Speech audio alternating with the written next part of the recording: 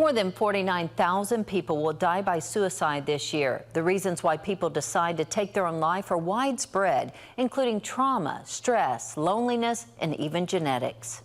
This is our memory book. The memory of her uncle brings a smile to Alexis Caller's face, even though she's still healing from losing him to suicide 10 years ago. It's like you don't expect it to happen. It was a big surprise, and it was so shocking. Even more shocking, a few years later, she lost her second cousin to suicide, and then her aunt took her own life. Alexis's mom, Katie, started to question if genetics were to blame. It makes me extremely fearful for my children. University of Utah psychiatrist Hillary Kuhn is involved in an international study that has identified 12 DNA variations linked to suicide attempts.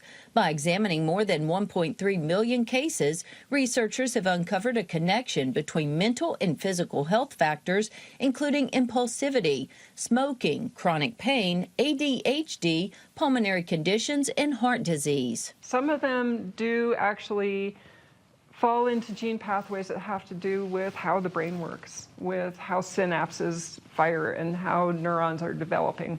Professor Kuhn stresses no single gene causes suicide.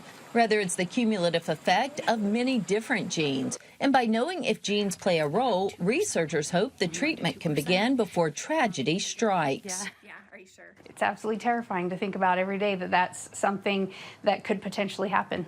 I was also just continually struggling with my own mental health. And the one thing that kept me going was the fact that I know what it felt like on the other side. So it's like, I gotta keep going for my family. While more studies are being done focusing on the genetics, the U.S. aims to reduce suicides by 20% in the next few years by focusing on local programs that help people at risk. Now, if you need help, contact the National Suicide and Crisis Lifeline at 988.